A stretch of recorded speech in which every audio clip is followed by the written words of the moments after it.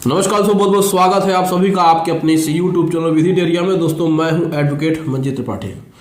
दोस्तों आज के इस वीडियो में हम आपको बताएंगे कि क्या राइट ऑफ हुआ लोन अकाउंट रेगुलर हो सकता है, एनपीए अकाउंट को रेगुलर कब किया जाता है, इसकी क्या समय सीमा होती है, क्या राइट ऑफ के बाद भी हम अपने अकाउंट को रेगुलर कर सकते हैं। आज के इस वीडियो में बहुत ही हम डिटेल से बात करेंगे क्योंकि आप लोग का मैसेज आता रहता है और राइट ऑफ के बारे में आप लोग हमेशा पूछते रहते हैं, चाहे वो यूट्यूब हो चाहे वो आपका व्हाट्सएप हो। लेकिन यहाँ पर सबसे पहले तो आप लोग की सबसे बड़ी गलती यही होती है कि आपका जब अकाउंट एनपीए हो जाता है तो आप लोग स्टेटमेंट नहीं लेते हैं। देखिए, स्टेटमेंट्स का लेना बहुत ज़्यादा ज़रूरी है। अकाउंट स्टेटमेंट्स हमेशा आपको हर 3 महीने पे आपको एक बार लेना चाहिए, चाहे आपका सिक्योर्ड लोन हो चाहे वो अनसिक्योर्ड लोन हो। सिक्योर्ड अनसिक्योर्ड लोन में आपको हमेशा हर 3 महीने पे अपना अकाउंट स्टेटमेंट लेना चाहिए। इससे ये पता चलता है कि अगर आपकी ईएमआई कहीं बाउंस हुई है और आपकी ईएमआई अनियमित रही है, इर्रेगुलर रही है, कभी 1 दे दिया, कभी 2 दे दिया, कभी 3 दे दिया, कभी 4 दे दिया और उसमें आपने फिर से अपने रेगुलर कर दिया और उसके बाद पैसा देते रहे, लेकिन पता चला कि आपको तो लीगल नोटिस आने लगी बैंक की तरफ से, एडवोकेट की नोटिस आ गई, वार्निंग नोटिस आ गई, आपके घर के दरवाजे पे रिकवरी एजेंट आ गए, आर्बिट्रेशन की नोटिस आने लगी। अब आप ये सोचते हैं कि सर हम तो पैसा दे ही रहे हैं, हमारे पास ऐसे नोटिस क्यों आ रहे हैं? क्योंकि ये जो नोटिस आ रही हैं वो इसलिए आ रही है क्योंकि आपका अकाउंट एनपीए है। लेकिन बहुत बार ये देखा गया है कि एनपीए से संबंधित किसी भी प्रकार से कोई भी नोटिस बैंक आपको नहीं देता है कि आपका अकाउंट एनपीए हो गया है या फिर एनपीए होने वाला है। ऐसा कोई भी इंटीमेशन बैंक की तरफ से नहीं आता है और आप स्टेटमेंट नहीं लेते हैं तो ही ये सबसे बड़ी गलती आप करते हैं। स्टेटमेंट से यही पता चलता है कि आपका अकाउंट ठीक ठाक चल रहा है, आपके अकाउंट में पेनाल्टी नहीं लग रही है, आप जो पैसा जमा कर रहे हैं वो आपका सही जगह पे जा रहा है, आपके प्रिंसिपल अमाउंट में से पैसा डिडक्ट हो रहा है और आपका लोन कम होता जा रहा है। लेकिन जैसे ही आपका अकाउंट इरेगुलर होता है, जो ईएमआई आप देते हैं, कभी 1 महीने का दे दिए, कभी 2 महीने का नहीं दिए, फिर 3 महीने का इकट्ठे दे दिए, फिर आगे चल करके फिर बाउंस कर दिया, तो ऐसे में बैंक इसमें आपको कोई नोटिस नहीं देता है, न तो आपको फोन करके, न तो मैसेज करके, न तो ईमेल करके बैंक आपको बताता है कि आप इस तरीके की गड़बड़ी करेंगे तो आपका अकाउंट एनपीए हो जाएगा। जब बैंक ये जानकारी नहीं देती है तो फिर इसी तरीके से वो आपसे मिसयूज करते हैं और एक तरीके से ये होता है कि वो जो आप पैसा जमा कर रहे हैं फिर भी आपको नोटिस आती है। तो इसका रीज़न यही है नोटिस आने का। अब हम लोग बात करते हैं कि आपका अकाउंट राइट ऑफ हो गया। देखिए क्या है कि राइट ऑफ का मतलब ये होता है कि आपके अकाउंट को बैंक ने एक अलग स्पेसिफिक अकाउंट में डाल दिया है बैड डेब्ट में, जो कि अब रिकवर नहीं हो सकता है। मान के चलिए वो मृत हो गया है, डेड हो गया है, अब उसकी रिकवरी संभव नहीं है। बैंक हर साल अपने कुछ ऐसे अकाउंट्स को बैड डेब्ट में डाल देता है और उसमें वो लॉस में दिखाता है अपने बैलेंस शीट में।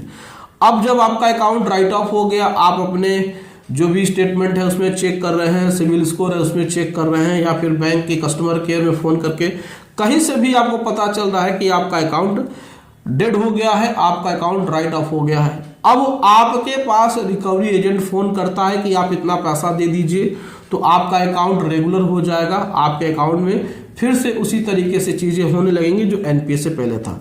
तो क्या राइट ऑफ हुए अकाउंट को रेगुलर किया जा सकता है?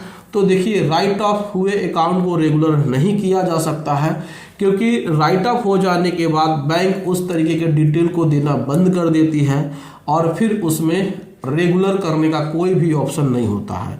हालांकि बैंक के ऐसे अधिकारी या फिर बैंक के रिकवरी एजेंट ऐसा दावा करते हैं कि आप पैसा दे दीजिए आपका अकाउंट रेगुलर हो जाएगा, लेकिन ये एक प्रकार से गलत है और इसमें बैंक या फिर रिकवरी एजेंट आपके साथ फ्रॉड कर सकते हैं। तो आपको हमेशा सचेत होकर के रहना चाहिए कि कभी भी राइट ऑफ हुए अकाउंट को रेगुलर नहीं कराया जाता है। रेगुलर तभी होगा जब वो आपका राइट ऑफ नहीं हुआ है। राइट ऑफ से पहले आप उसको रेगुलर करा सकते हैं, लेकिन एक बार जब खाता राइट ऑफ हो जाता है तो उसको रेगुलर नहीं किया जा सकता है। आप कितना भी पैसा दे दें बैंक को, बैंक ने एक बार उसको बैड डेब्ट में एंट्री कर दी, अपने बैलेंस शीट में चढ़ा लिया, तो उसको आप रेगुलर नहीं करा सकते हैं। क्योंकि जब वो राइट ऑफ करते हैं तो उसको वो बैड डेब्ट के अकाउंट में एंट्री करते हैं और बैलेंस शीट में उसको लॉस में दिखा देते हैं। बैंक का जब ऑडिट होता है तो उसमें उसको देखा जाता है, चेक किया जाता है कितने अकाउंट्स बैड डेब्ट्स में आए हैं। अगर उसमें आपका अकाउंट डिटेल भी दिया हुआ है तो उसकी एंट्री रेगुलर वाले में नहीं हो पाएगी। अब इस साल 2023 में आपका बंद हो गया, अकाउंट बैड डेट में चला गया, ऑडिट में उसकी रिपोर्ट लग गई कि इतने अकाउंट को बैंक ने बैड डेट में घोषित किया है और इसको उन्होंने राइट ऑफ कर दिया है, तो इसको वो नेक्स्ट 2024 के बैलेंस शीट में वो नहीं दिखा सकते हैं। तो ये एक प्रकार से गलत प्रक्रिया हो जाएगी, एक प्रकार से फ्रॉड हो जाएगा।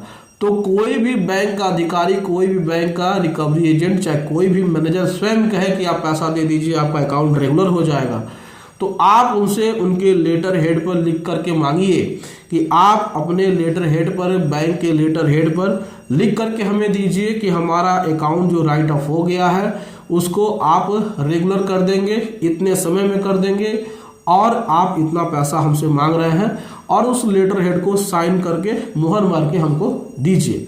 अगर बैंक मैनेजर ऐसा लिख करके देता है तो आप उसको दे सकते हैं, अन्यथा देखिए ऐसा तो होता नहीं, कभी वो कभी लिख करके दे नहीं पाएगा, क्योंकि उनको तो पता ही है कि जो एक बार राइट ऑफ हो जाता है तो उसको रेगुलर नहीं कराया जा सकता है।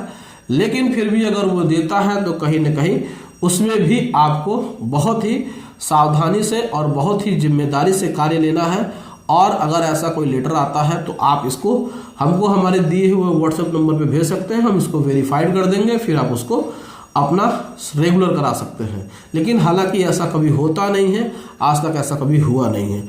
तो हमेशा सतर्क रहिए, ऐसे बैंक झोलबाजी करते हैं और तो बैंक हमेशा चालाकी से आपको फंसाने की कोशिश करते हैं और राइट ऑफ को रेगुलर करने के नाम पे आपसे पैसा ऐंठने की बात करते हैं। तो सावधान रहिए और हमेशा सचेत रहिए।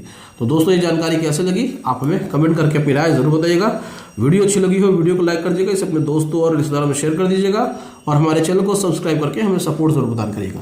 चलिए मिलते हैं अगली वीडियो में एक नए टॉपिक के साथ, तब तक आप अपना अपने पूरे परिवार का ध्यान जरूर रखिए। Thank you so much. जय हिंद दोस्तों।